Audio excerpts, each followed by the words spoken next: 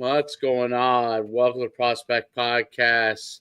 Have me, Coach D, Coach Depascale here with me. And then we have our special guest today, Coach Mueller from Stewartville High School out in Minnesota. And he's really just done a fantastic job there, leveraging some things we're really going to talk about with respect to speed and strength and conditioning, which he really is a guru and has really brought to his program, but he's ultimately led them to a state championship, tremendous success overall. So without further ado, let's bring on Coach Mueller. How you doing, Coach? Great, guys. Thanks for having me on here today. Excited to be here. It's like 25 below in Minnesota here today. So we're in the middle of full-blown winter now, but staying warm and enjoying the off season here. Had an outstanding 2024 season.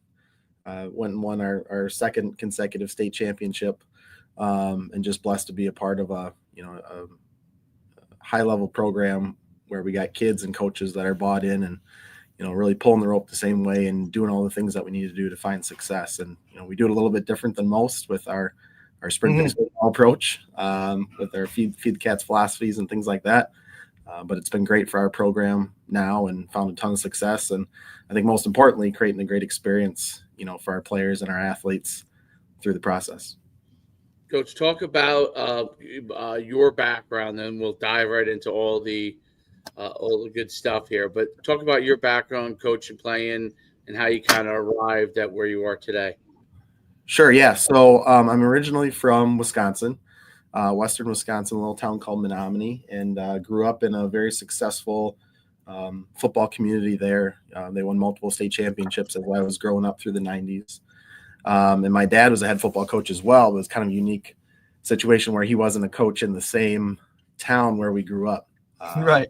Both my parents were teachers, and so my mom taught Menominee, and so that's where we lived and grew up. My dad taught and coached about 45 minutes away. So football was a big part of my life, growing up in a lot of different ways.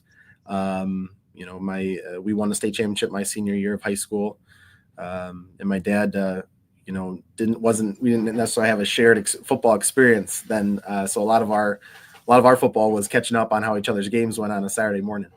But then went on to play college football at UW La Crosse, and then started my teaching and coaching career in 2008.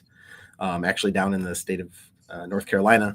Followed my wife down there after we graduated from college. She had a job, and I was looking, for my first opportunity, and so was fortunate to teach and coach down there for 3 years.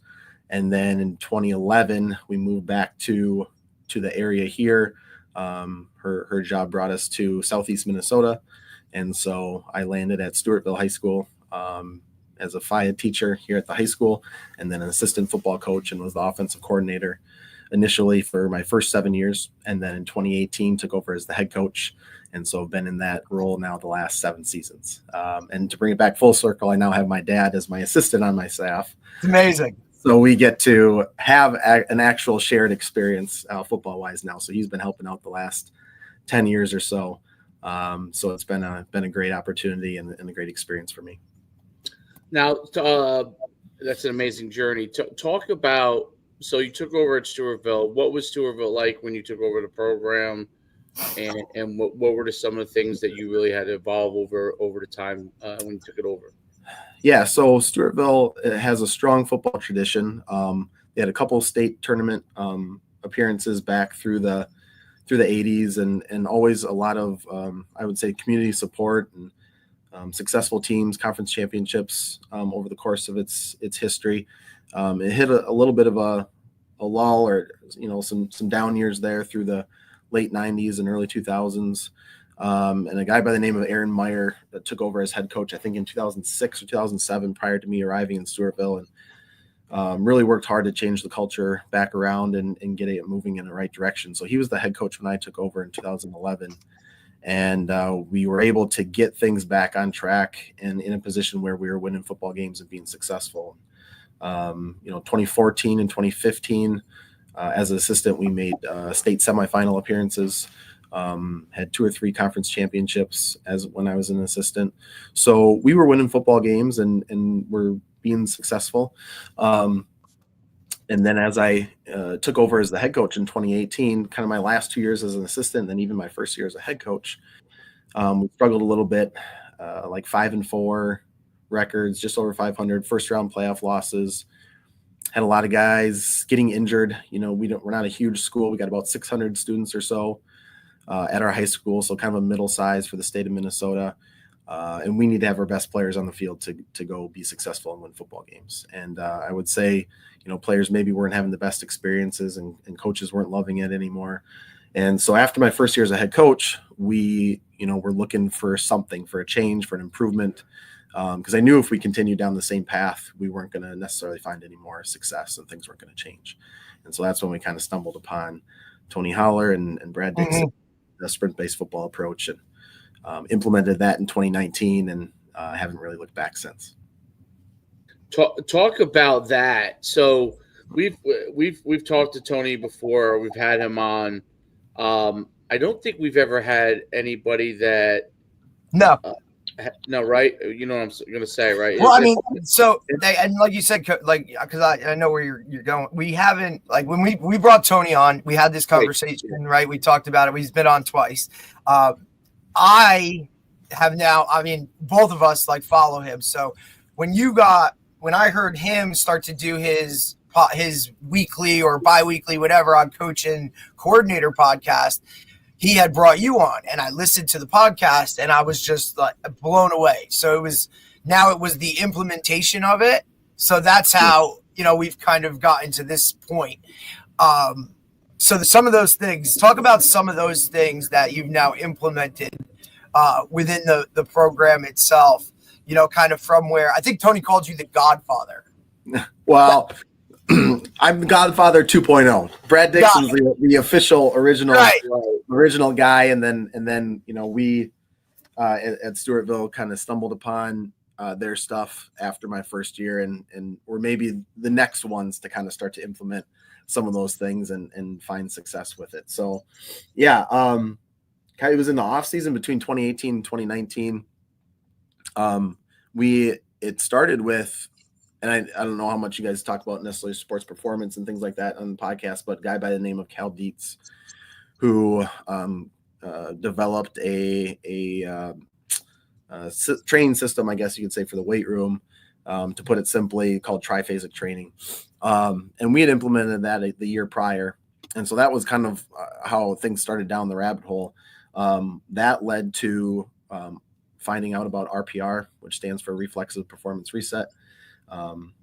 And Cal was a founder of that, along with a guy by the name of Chris Corfist, who is a track coach and I think the smartest guy when it comes to speed that I've ever met. And so then via Chris Corfist, found out about this thing called the Track Football Consortium, which Chris does in coordination with Tony Holler. And so then those were kind of the steps that led us to that point. And found out about this Track Football Consortium and some of the presentations that they had done. And Brad Dixon, who's a head football coach in Camp Point Central High School in Illinois, another smaller school than us even, he had just done a presentation at one of their clinics about sprint-based football and how he had applied these Feed the Cats philosophies to their program to find success. So I watched that presentation and was just kind of blown away with, here's a different way to do it. But I think when you dive into the foundations and the principles of it, it makes a lot of sense. And it was solving a lot of problems, or at least answering a lot of questions to the things we were struggling with in our program. So, I connected with that right away. And then we, myself and a couple of my assistants really dove in head first. And how can we apply these things to our program? And we took that entire off season before the 2019 football year to get things kind of settled in. And how do we start prioritizing speed and rest and recovery and creating great experiences for athletes? So it was like a 6-month process for us. Like about this time, January of 2019 is when we started. And, by fall of that season, we felt pretty good about, what we were doing, and ended up having an undefeated regular season. And things have just kind of been rolling ever since. But I think the big thing with sprint-based football, there's a lot of debate sometimes out there and on social media and things like that. And I think it's from people that maybe don't have a full understanding of what and why we do it. A lot of times they look at, we talk about, it's called sprint-based football, right? So we're talking about speed and things like that. I think a lot of people think that that's the only thing that we focus on, and that if we just get faster, that's going to make us better football players, and that's going to solve everything. And that couldn't be further from the truth. Speed is a priority in our program. But when you look at a hierarchy of needs, right, you have to prioritize certain things over others. That doesn't mean we neglect other extremely important areas in terms of skill and athlete development. We still, prioritize and value the weight room and agility and change of direction and sprint capacity and, just all nutrition and ultimately really speed isn't even the foundation of it. It's rest and recovery is really the foundation of a Feed the Cats philosophy. We would say if we have a 10 commandments of sprint-based football, rest and recovery, we say, are more important than practice, right? Because we got to make sure guys are in a state of high performance whenever we're out practicing so that they're prepared and ready to play. And if we're constantly, beating kids up and driving them into the ground and grinding them down to, nothing during the week for practice, they're going to show up on Friday just absolutely exhausted and maybe 80% healthy, and you can never perform at a high level then in that state of fatigue. So, there's so many different components to it, and it's just this all-encompassing philosophy that we feel better prepares athletes to perform at a high level on a Friday night when it matters, when it counts, and it also delivers a great experience for athletes. Our focus is to make football the best part of a kid's day. And ultimately, I would say if they look back after they graduate, the best part of their high school career. And so when you attack a program or a practice, I think with that mentality is how can I make this the best part of a kid's day?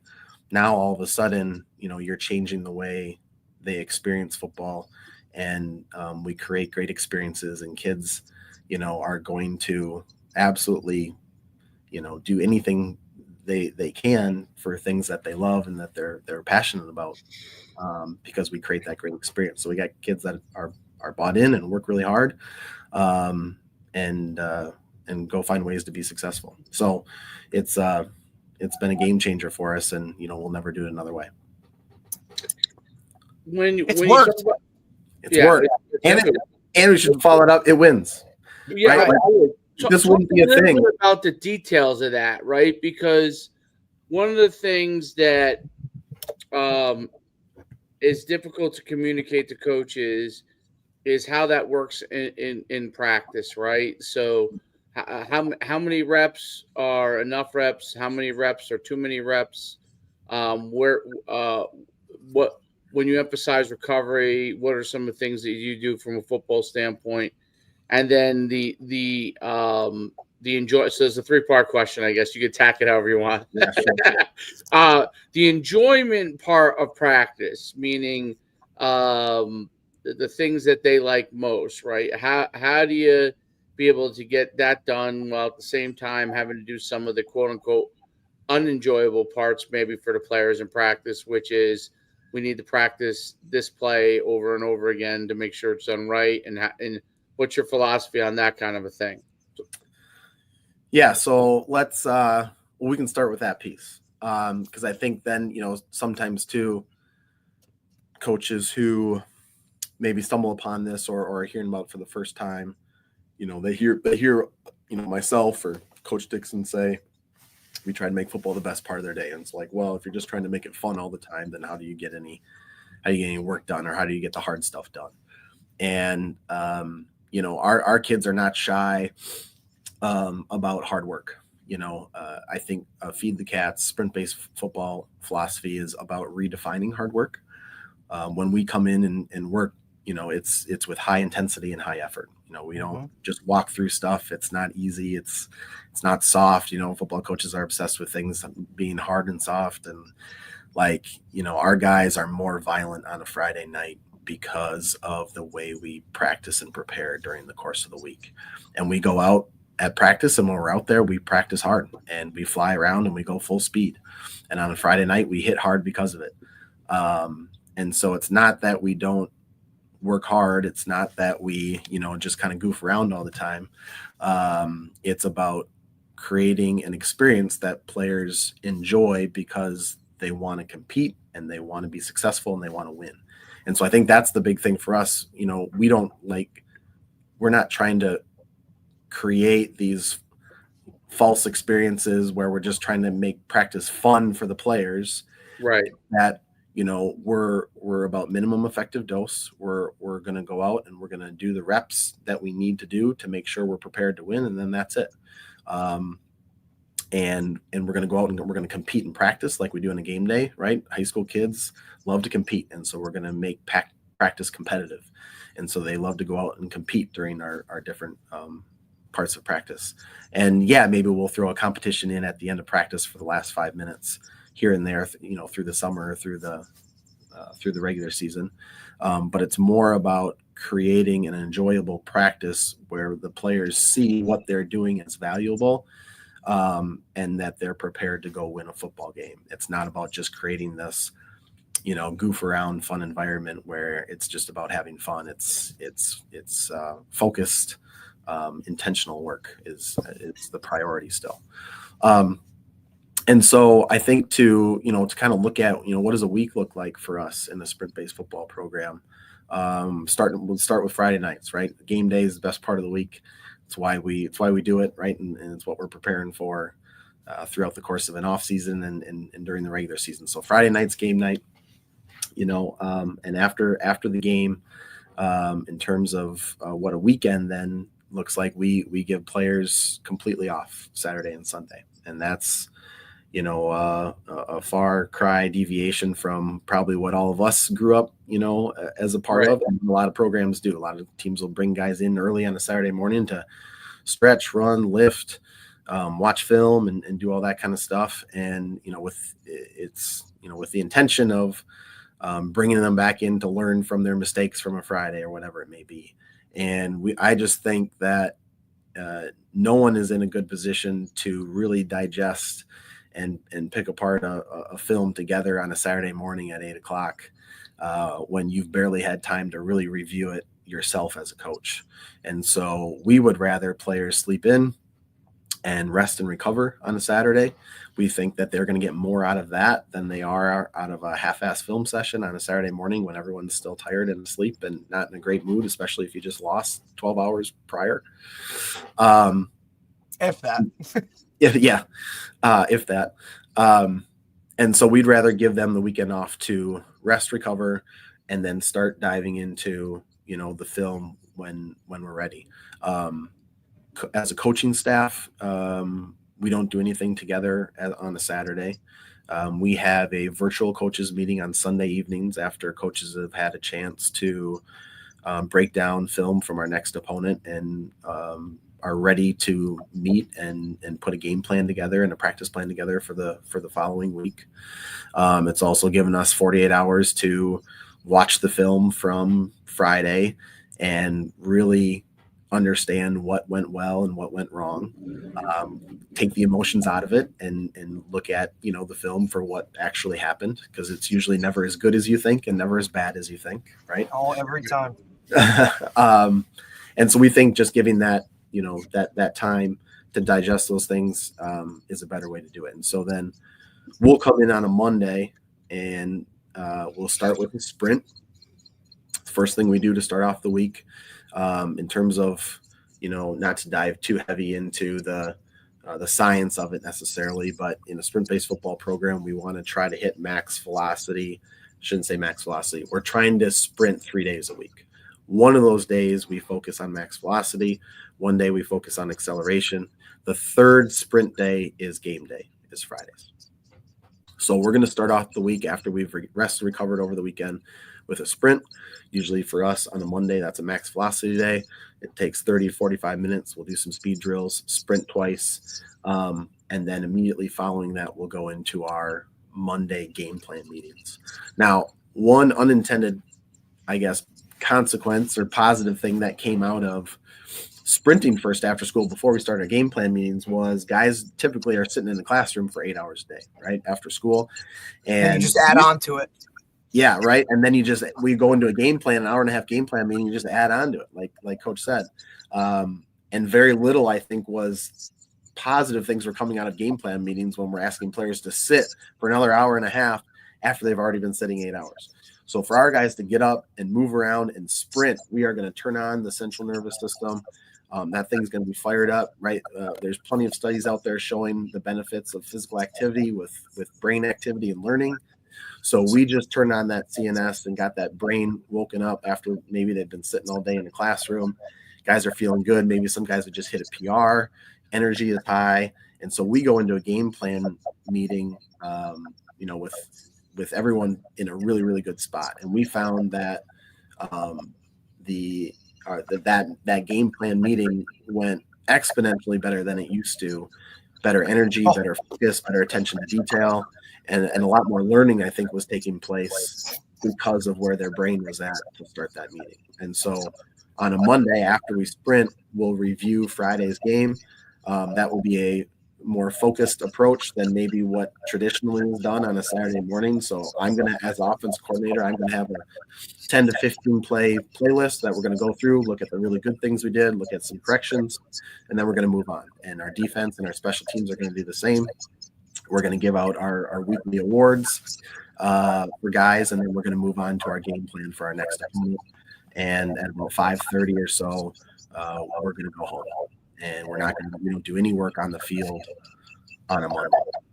We encourage our guys, if we got a home JV, our undervarsity JV plays on Monday night, so we try to send our guys up to go support those guys on a Monday if they got a home game. Tuesday then is our first day on the field, and that when we subscribe to what we call a wave theory approach through the week. So if we have a high CNS day, we're going to follow that up with a low CNS day to recover for the next bout of high performance or CNS practice. So if you're just, burning at 100%, 4 days a week, by the time you get to Friday, you're going to be out of gas. Right. And so it's kind of that high-low wave theory that we use to prepare us for Friday. So if Monday is a high CNS day because we sprinted, Tuesday is going to be a low day. Now, it's only a high day because we're sprinting, but the cool part, cool is the right word, but it's the interesting or intriguing part about it is we've been using GPS, Titan GPS for the last 2 years to track what we do in practice and with our sprint work. And we now know that a 45-minute speed workout where guys are sprinting twice max velocity with built-in rest and a couple of different speed drills, that session is more taxing on the brain and the body than an hour and a half practice on a Tuesday afternoon for our guys. So it's crazy when you look at the demand of the sport of football and on the human body, high speed, volume, distance, high speed, acceleration, deceleration, that's what's going to be the hardest in the body to have to recover from. And so by making Monday a high CNS sprint day, we know that Tuesday is going to be a lower day, and we have to make sure we structure practice accordingly. We're not doing the one-on-ones, in space. We're not doing, scaling or this high-speed stuff. It's going to be a lot of controlled, shorter distances. We do a lot of screens in our offense. We're going to do screen drills. We're going to do a blitz period. We might do some short yardage stuff. Our team time is going to focus on shorter distances. So we're setting up our practice for guys are prepared from CNS and the recovery system, so they can be high on Wednesday and come up for practice. We're helmets only on Tuesday. Some people will that with team time. And for us, we use like chest training. Our scout guys are everywhere, so our offense can still feel like they can punch and hit be violent at the line of scrimmage. But everything else that we do is going to be like tag off, tackle the ground, we're tackling what we do in tackle systems, control setting, hitting bags and crash pads. So that's what I've tackled. When we get to teams, it's going to be focused on positions and being in good spots and finger points and taking off. stuff like that. So that way we're able to stay healthy as we go through our transitional track. We can get a lot of work when it comes to that team period. On a Wednesday, and we are like Monday, sprint, focus on acceleration that day, and then we ride that into practice. That's our warm up practice is sprint.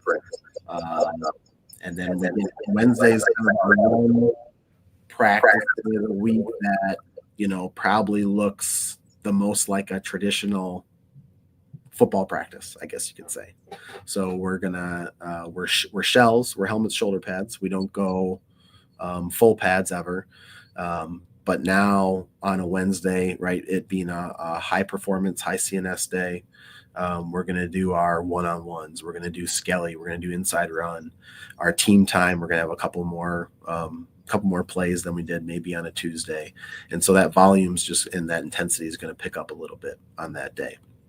And I think there's also, we have to make sure to make the distinction between like a high contact day and high CNS day. Like, again, using our Titan GPS data, an offensive lineman can have high contact in practice between their indie and their group time, right, and their team time, but they might have a very low GPS load because they're not getting up over, 10, 11 miles per hour. And so as far as, taxing on their CNS, not very high, but taxing on their body from a contact standpoint is high. And then, on the flip side, a wide receiver, maybe on a helmet only day, if we were doing a bunch of like one-on-ones or high speed volume, high speed distance, right? High speed accelerations, decelerations, that's going to be very high on a load on their CNS, but very low from a contact standpoint. And so I think that was a big thing that we learned after being able to implement GPS into our program was, understand there's a difference between high contact and high GPS load, and then make sure that we're low contact, low load from a GPS standpoint on a Tuesday, and then we can be high in both on a Wednesday. And so, and what does that Right. You structure practice to make sure your indie group team times are reflective of that. So, and then Thursday we're back down to, that's another low day. So we're helmets only. We do a script practice. And so we're really quick with that, about an hour and 15 minutes. We have like a 45 play script that includes offense, defense, special teams, situations, third downs, red zone, goal line. We just try to hit each of those things one more time through the week, but that's a lower tempo there on a Thursday as well. I would say like a 75%. We're just more focused on being in good positions for all of that. On Tuesday and Wednesday, we're still full speed with the reps that we take. We just make sure to manage the volume and the load on a Tuesday to keep that a low day, and then we can ramp it up a little bit on a Wednesday. Thursday, we just want to make sure everyone's healthy going into game day. Hay is in the barn, as my defense coordinator, Alex Haynes, says. And so we're ready to go for game day then on Friday. And I think because of that, because of that philosophy, that approach, we've been able to stay healthy. We've been able to stay high performance and execute at a really high level, over the course of the last several seasons. And, we've won 28 in a row now and back-to-back state championships. And in both of those seasons, we've had one kid that we've lost to a season-ending injury with a roster of, we dress about 60 to 70 kids on a Friday night. And so to have, 99% of our guys healthy over the course of the last 28 games, I think is pretty incredible. And we can attribute a lot of that, I think, to our philosophy and our approach to preparing guys to play. Yeah, I think that it's interesting because the time you have is very condensed to really get all the stuff in that you have to get in, which is interesting. And then your practices are probably shorter, right? Like an hour and a half to hour and 45, or yeah. So our school day gets done at 3:00. On Mondays and Wednesdays we're sprinting outside by about 3:15. on Tuesday and Thursdays when we lift. On those days, we don't have an athletic period for all of our guys necessarily during the day. So we have to find time to do that outside of the school day. So kind of that first block of time right after school, we're either sprinting or lifting. And then after that, we'll get into our football specific work. So I'd say by about 4:00, we're on the field starting. We'll go special teams first. And then we roll into our offense and defensive portion of practice. All of our players get that question a lot. Are you a 2 platoon? Are you guys going both ways? We would love to be closer to 2 platoon, but just, we got a good handful of guys that are, I would say 1.5 way guys. They play 2 positions. They start on, one side of the ball or the other, and then they're kind of a backup on the other side of the ball. We maybe have 4 or 5 guys that are true 2-way starters. And then, everyone else is kind of just on one side of the ball. So we got to practice, offense and defense each day of the week. So we spend maybe 45 minutes on offense, 45 minutes on defense on a day, and then about 20 minutes or so on special teams. And so we're out there for about 2 hours total in practice. And that, after we've done our sprint or our lift. And so that's kind of our week. But what we found, you mentioned with the, do you have enough time to get everything done? What we found with this approach is, the quality of our work goes up and tension and the learning goes up, because it's not run that play again 5 times in a row. You screwed it up. Like, you get one opportunity, and we got, we've built this thing over the last 6 years. And so our roster has gotten really, really deep. I think that's the great part about sprint-based football is everyone's going to have 4 or 5, really talented players on the field. It's the next 15 to 20. What does that look like? And I think for us, we've done such a great job of building our roster that, our next 15 to 20 is going to be better than any other team that we line up against. And guys know if they're not performing, there's a guy anxiously awaiting to take their turn. And so guys know that I got to be focused and have great attention to detail with this rep and be really, really good. And when you are practicing full speed, every single coach in America tells your guys, hey, practice like you play, right? Practice full speed. But are you actually creating a practice environment that allows them to do that? Are you providing adequate rest and recovery for them to actually perform at full speed? And I think that's the focus from a performance-based approach with our sprint-based football is guys are actually practicing full speed, and then they're going to get a chance to rest and recover so they can repeat that ability. And then after 5 or 6 team reps, we're going to pull our starters out and we're going to put our number 2s in for 4 plays while those starters recover. And then our 2s are going to get their reps. And then we'll put the 1s back in for another 5 or 6 reps, and that's our team time. So, starters are probably only getting about a dozen team reps on a given day, and our backups are getting 4 or 5. But they know that those 12 reps got to be really, really good, because that's all they're going to get to prepare for a Friday. We don't redo things a bunch of time on the field. We film everything. So we're gonna coach stuff up from film. We'll watch that, our Tuesday and Wednesday practice during the week and make those corrections for guys. We tell our coaches if they have to make a correction with a guy, like they feel like they absolutely have to, then you pull that guy out and you coach him on the sideline like you would in a game, and you put his backup in for that play that you need to get him coached up on. So we treat, team time and practice just like we do a game. And it's been a great approach in terms of preparing our guys to execute at a high level on a Friday. It's really awesome. Very cool. It's definitely a unique approach to everything too. And the sprinting before practice knocks that out while they have obviously their high level of energy and their maximum speed capability. Yeah. So right. And if you want to train speed, you have to do it fresh. Right. You can't train speed. Right. You can't train speed after like you lift or after practice, because now you're in a state of fatigue and you're training something other than speed development. So you have that's the reason why we make that a priority, is only because the only way to get faster is to train fast and as fresh as possible. Yeah. Right? Like I said, we talked about a million different things there, and that much of it was speed related. Right. So it's a big component of what we do. It's a priority of what we do, but it's not the majority of what we do. Right. Now, the implementation of the Titan apparatus itself, right? The tools to track their actual metrics and things like that.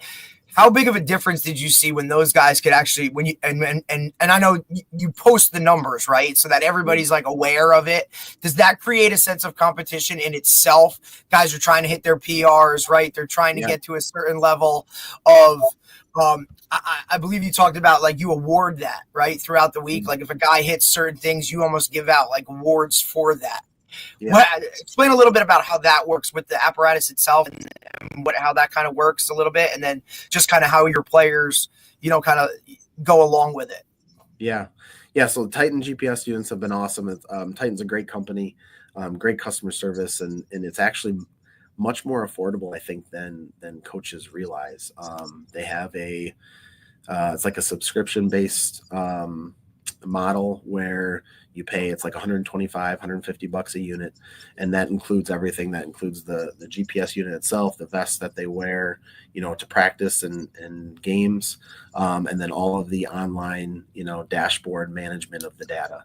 And so, we have 8 units in our program that I have divided up between, as many guys, our kind of our top guys in terms of on the field and from a performance standpoint. And I have that divided up between different, all of our different position groups, because I want to know what's going on with the offensive line and the linebackers and the receivers and the running backs and each particular group as we go throughout the course of the week. And I would love to have more. We're getting 8 more units for next year, right? But there's a limit on what I can manage and do as the head coach, the offense coordinator, and the sports performance guy on top of it. A lot of hats, coach. A lot of hats.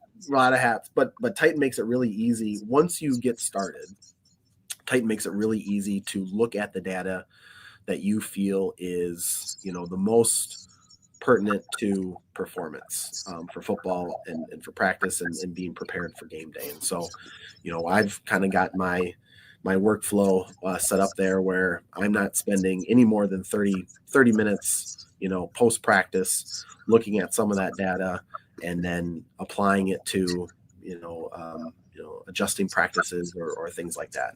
It's honest. Most days it's probably 15-20 minutes, as long as things are looking the way I want them to look. And it's only if something's off or something jumped out at you that you have to go dive in maybe a little bit deeper. But it's a great way to, monitor what those guys are doing during the week and truly know, what are the demands on them on a Friday night and a game day, and how do we need to set up practice to make sure that they're prepared for Friday.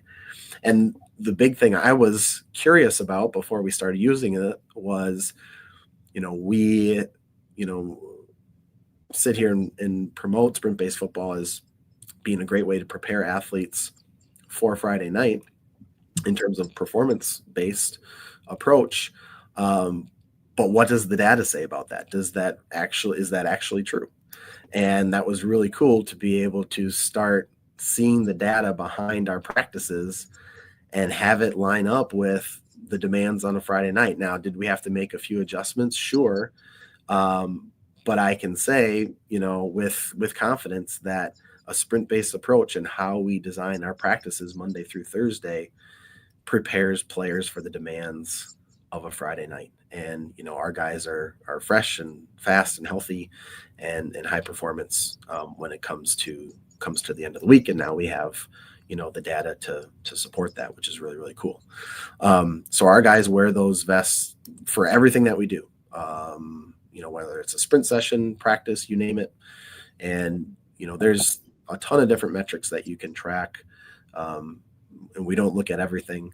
Some of the main things we're looking at is GPS load, which basically takes into account all the different things that those GPS units track, things like distance and yardage, high speed distance, like how many yards are they moving over 80 and 90% of their max velocity, high speed decelerations and accelerations, all those components. And it's going to round that into a GPS load number. And basically the higher the number, the more taxing a practice was, and the lower the number, the easier it was. And so, we want to see that kind of line up with that wave theory of a high CNS day being a high GPS load and a low CNS day being a low GPS load and stuff like that throughout the week. So we're tracking that.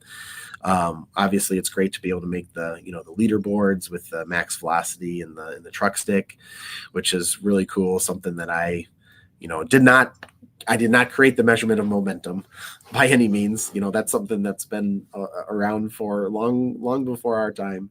But we kind of coined that truck stick phrase to measure momentum and created a KPI basically for football that says, hey, it's great if you can move fast, but that doesn't maybe tell all the story that we need to for football. Mass and size is important, especially depending on the position group. And so truck stick is something that we measure, which is a combination of mass times velocity. And we feel like the higher the more momentum an athlete can generate, as long as they have the skills required to go with it, it's going to help, produce a better football player. So we're tracking that, and we put up those leaderboards for guys, and it's great because it generates a ton of competition. And anytime you're being measured, it's going to drive or improve the intent of what you do, right? So if you're sprinting and you're not timing it, you don't really know how fast you are, right? You can say you're sprinting fast, but we don't know until we're measuring it. And as soon as someone's being measured, all of a sudden, everything perks up, right? And now it gets competitive. And so I think that's a great part about Feed the Cats is we say record, rank, and publish. So we're going to record everything. We're going to measure everything. We're going to rank that and then publish it out to guys. And it creates that level of healthy competition where we're driving guys to improve and get better. And so we use our GPS units for that, but because we only have had 8 kids wearing them right now, really most of our measuring is done we use free lap to time all of our sprints. And so a lot of our weight room stuff and things like that, we're measuring other ways with our speed and stuff like that. Just our 8 guys, that wear the Titans get that actual GPS data, but I'm excited to add some more units this year so we can expand that and get more of our starters out in the field. But yeah, it's just been an outstanding tool that we've used to help, implement the things that we feel are important to prepare guys for Friday. Well, those metrics are such a big deal. It helps you to track and helps them to understand where they're going, because otherwise they're just they feel like they start to just feel like they're practicing to practice and is this really helping and what's it doing to improve and things like that. Right. I think that's the great part is we're able to tie that success now with the improvement in these other areas and show them. Guys kind of know the why behind it and show them here's the reasoning. And so it's been really good to create that buy-in and help reinforce the things that we feel matter in terms of developing, high performance athletes. No doubt about it. It's an incredible model. Strength component of everything. How does is that approach similar to your speed approach? How does that work for you? So we don't. It's not like we don't lift or don't prioritize the weight room and strength. We still do. It's a big part of what we do. I think the big thing is that we're just focused on we don't want to detrain speed with what we're doing in the weight room. And so the last couple, really since we started kind of the sprint-based approach, very much focused on velocity-based training in the weight room, so VBT. So everything we do in there, we're tracking bar speed on our core lifts, things like hex bar deadlift, bench press, safety bar, split squat. We don't do really any Olympic lifting in our program anymore, so we don't do power cleans or we don't do much with back squat. We still incorporate some lighter weight stuff. We do front squat, but we've just found that we can still build the same qualities we want in an athlete with maybe picking some different exercises that don't have a limiting factor based on technique, or are maybe a little less risky in terms of player safety and health. And so the great part about having this approach is we're getting faster. Our data has shown that throughout the course of an off season, as well as during the football season, our guys get faster, but we're getting stronger as well. And I think that's the really cool byproduct of it. Just because our focus isn't strength doesn't mean we're still not getting stronger, because strength is a component of power, right? And speed and getting faster. So as we are able to move weight faster, we're getting stronger as a byproduct of it. I would say with our younger population of athletes, 9th and 10th grade, we still have maybe a little bit more of an emphasis in building a foundation of strength. A lot of those guys maybe are undertrained and still developing. And so size and strength and mass matter in football, and especially at that age as they're growing. So there's probably more of an emphasis in it with that younger group. And as they start to develop and mature and get to be juniors, seniors in high school, then the focus shifts a little bit more away from that, and then focusing on speed and power, and how do we apply that strength to the sport that we're playing. Because I think that's the biggest thing is you can go in the weight room and be the strongest guy in the room, but if you can't go apply that strength on the field when you're playing, then it's worthless. And so I think with our velocity-based approach, there's a time constraint to everything we do, just like there is in sport, right? On the line of scrimmage, as an offensive lineman, I got, less than a second from the snap of the football to point of contact. And if I can't deliver force in a short amount of time explosively, I'm not going to win very often. And so how can we train that in the weight room as well, right?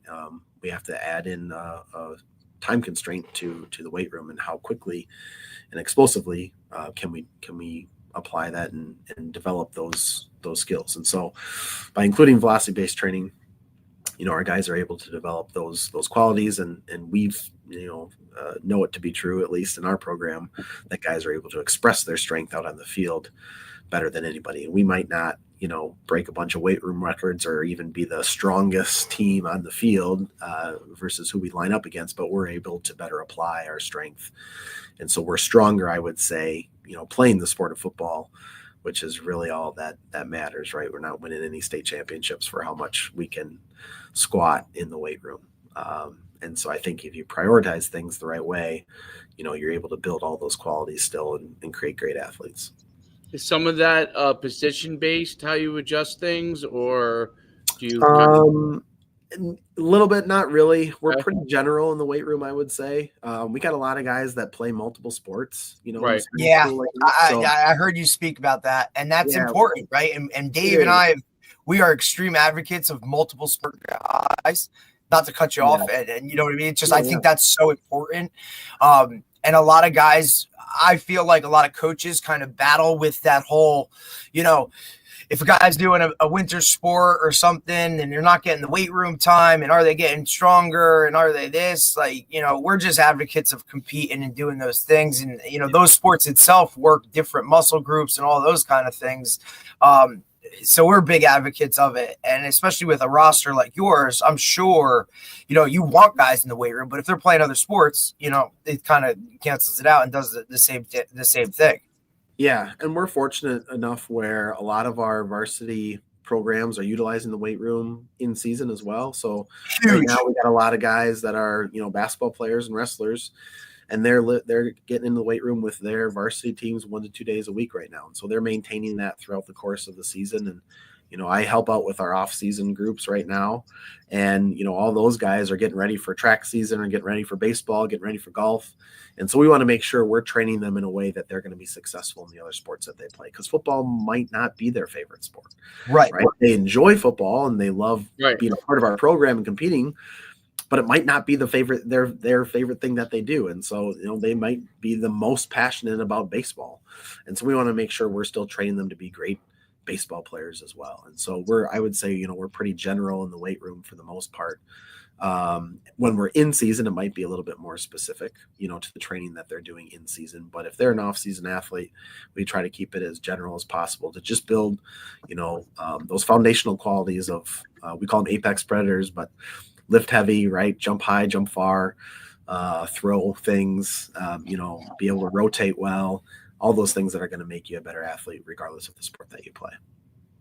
Yeah, I think that it's that cross ability to play different sports helps you overall in football. I mean, football more than anything, but it's always a battle. I think in the long run, as they get older, sometimes getting kids to be able to continue to do multiple sports, and a lot of it is not football. Football is really not the culprit of that as much, because other sports help football per se. You know what I mean? Basketball, obviously, wrestling, and they'll track. They have components that help football training wise.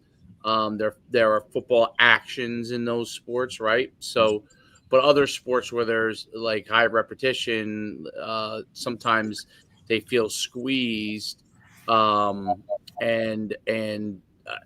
know that I always bothers me. Like I hear it. I mean, I hear it all the time. Pisses me off.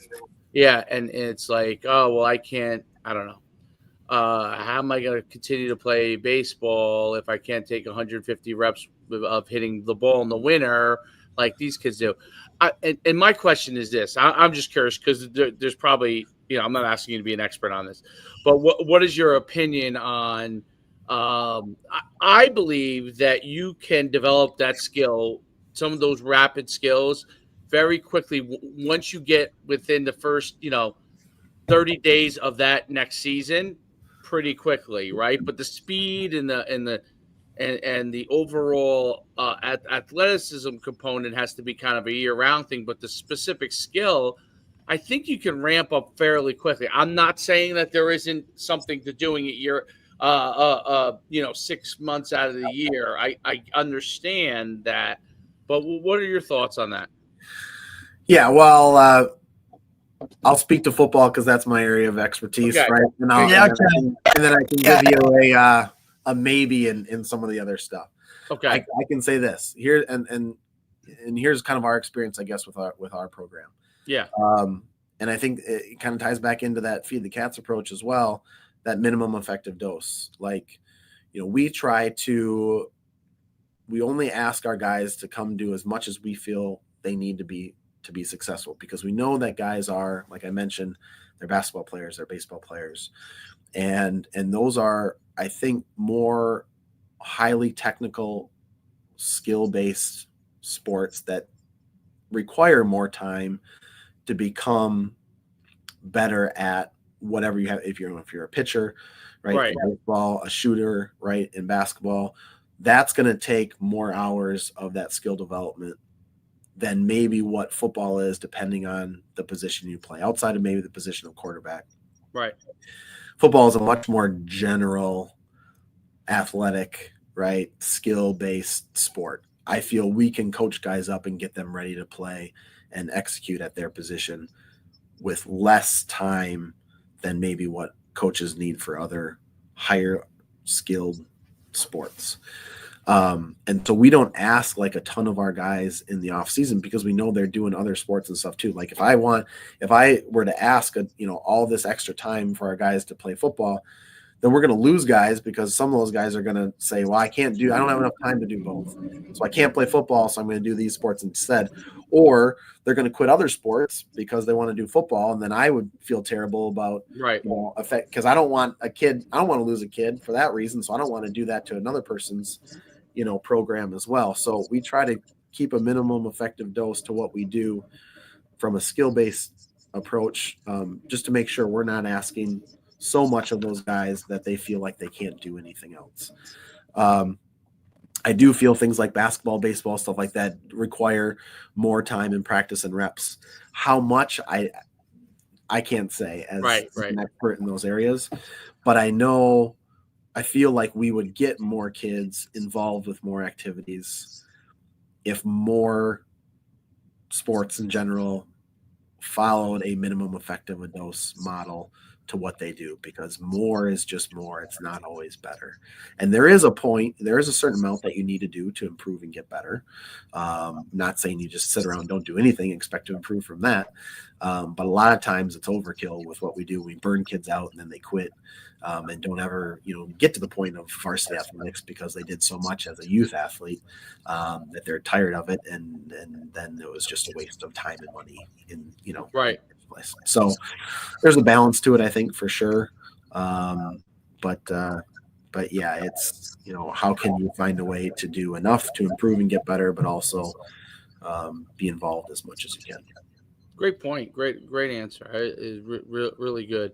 It's always a tough balance, and you're trying to, like, to me. I think people. I think specialize before they even know what they're good at, in that um, and I think that, and it goes for even obviously our own sport, football, which we love. But like, I think kids specialize in a lot of things way before they know what they're good at, and I think that's, to me, that's a mistake. But it's definitely part of, like, this culture where by the time they reach middle school, like, everybody's like, you got to focus on these two things. Yeah. Yeah. And I think it's like they're being pressured, right? Like they're being pressured into make a decision, and whether it's mom or dad or another, coaches are a huge part of the problem, right? Like, if you want to be great, then you gotta, in the winter, I know you like basketball, but you should be throwing with a quarterback coach and lifting these days and running these days. And like you said, coach, it creates burnout at such a young age. By the time they get to you, they don't even want to experience it. Like, I'm not doing that. It's like, this is way different with how we do it. Yeah. And I think it's tough because there's, every place is different and every kid's different. Like, if you're, there's probably a level of specialization to an athlete that's going to go play Division I in the sport that they are good at. There's probably another level of preparation that needs to take place versus the general, the regular high school athlete. But that's, less than 5% of the population. I think what gets lost is, every parent thinks that their kid is Division I. Oh yeah. It's, probably not the case. And so just being realistic with where you're at from an ability standpoint. I think too, depending on the program and how they do things, just going out for, and playing multiple sports for the sake of playing multiple sports maybe isn't the best thing necessarily either, depending on the experience and how the coach runs a program and things like that too. So I think there's caveats to everything, and you got to be careful. Knowing your kid, I guess, knowing the kid. Right. Yeah, right. And how much or knowing your program. Yeah. You got to be careful painting a broad brush with broad brush to a lot of that stuff, because every situation might be a little bit different and unique and what's best for that student athlete. But I do feel like specializing super early isn't necessarily in the best interest. It's interesting. It's interesting because you look at, Tiger. Let's use Tiger Woods, for example, right? Obviously, his father had him specialize from a certain get-go and made him, obviously he's the greatest ever. But then there are other things that maybe he was lacking. Well, he's a unicorn, though, right? He's a unicorn. Like, you can't. Right, but he's doing it with his son, though. So it's interesting. Yeah. I think is interesting is that he's doing it with his son. His son is having a similar level of success. My kind of point on that is that, because I'm a huge advocate of multiple sports, is you got to be able to read your kid too. Like, you've got, like, not just how you want to see what your kid is, but really what do they want to do. Yeah, really have the conversation with them. And when you see pushback on something, which kids do, right? That's how they tell you when they're young. They tell you when they're young. They don't say, like, maybe some kids are bold enough to say no, but most of them don't say no as young kids. What they'll do is they'll sigh and not want to go. And then you have to figure out, what is the reasoning for that, right? And are you pushing them to do one thing too much? And then you might have some kids that just are like that, just want to do one thing. And I think that's the hardest part. And it's the same thing, I'm sure, in high school, right? You'll have a kid that'll come out to you and he's like, I just want to play football, coach. And other sport teams are like, he's such a great baseball player. I don't know why he doesn't want to play baseball too. But that kid and the parent has assessed it well enough, not just because he wants to be a Division I football player, but really just because that's what he's all in on, right? And then there's that balance. I think that's important, which I think is really what your answer was so great on is because that is you really have to understand. And as a coach, that's the hardest thing, is like understanding your own kids, because even though you spend a lot of time with them, you're not in their home with them, so you don't know what's going on all the time. Is to try to figure out, okay, how can I guide them along this path? Like, there are some kids that should be with me all the time, and there's some kids that should be doing 3 sports, and they should not be stopped from that, because not only is it great for them, but the school, like, you know, I think some kids undervalue the fact, man, if I'm that good of an athlete and I go to each one of these next 2 sports, like, as much as I hero as I am in baseball, I mean, I'm a hero again in football. I'm a hero. I mean, that doesn't change when you're a good athlete, you know? Right. I think it's okay sometimes to be really good in one sport, but then go out and be a role guy in another one, right? I think it helps you appreciate the other guys that you play with, you know, in those other activities that help you be great in the sport that you're great in. You can go help someone else, but like I said, it's a balance. Great point. And how to learn to be in a different role too, right? Like, look, you might be the quarterback and the superstar on the football team, but now maybe you're the 6th man in basketball, or, you know, maybe you're just, you know, the 3rd pitcher when it comes to baseball. To learn those different roles and how to be a part of a team, you know, on different levels, I think that's just extremely important as well. A lot of value. Yep. For life, everything right down the road, for sure. No doubt. Well, Coach, it's been phenomenal having you on. Really, really enjoyed it. The feed the cats philosophy, we believe wholeheartedly in it. And like, we try to do it in our own stuff as much as we're able to do it. And, it's a phenomenal philosophy, and I love to see the success you've had, and best of luck with you continuing on in the future. And, you're the guinea pig. You're one of the guinea pigs for it all. So, yeah. You know, well, and I think it's, you know, it's a great example of, if you do it right, you know, it works and it wins, right? And that's why I said, like I said at the beginning, we wouldn't be here having this conversation if it didn't win. Right. And I think that's your biggest, you know, because I'm sure you get a ton of blowback, right? And pushback, and like, oh, you know, because football, it's old school, it's tough. We got to run them into the ground, and we got to toughen them up so that they're ready to go. And, you know, gassers on this day and 110s over here and all this stuff. And, you know, because that's how we were coached. That's what we did. That's what most parents understand. And I'm sure you get a ton of blowback in terms of, well, hey, you know, they need to be doing more of this, or that's why it's not, whatever.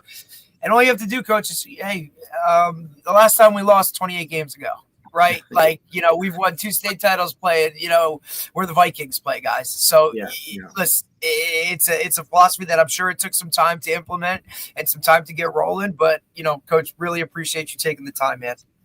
You bet. No, and there's a lot of ways to skin a cat, right? And different teams have been successful doing it a lot. No pun intended. Right. Yeah, there you go. But for us, you know, just the fact that we can create a great experience and keep kids healthy and fresh and fast and loving what they do, we just feel like it's the best way to do it. So appreciate you guys having me on, and look forward to doing it again sometime. Thanks, Coach. Have a fantastic day. You bet. All right. Take care, Coach. Thanks.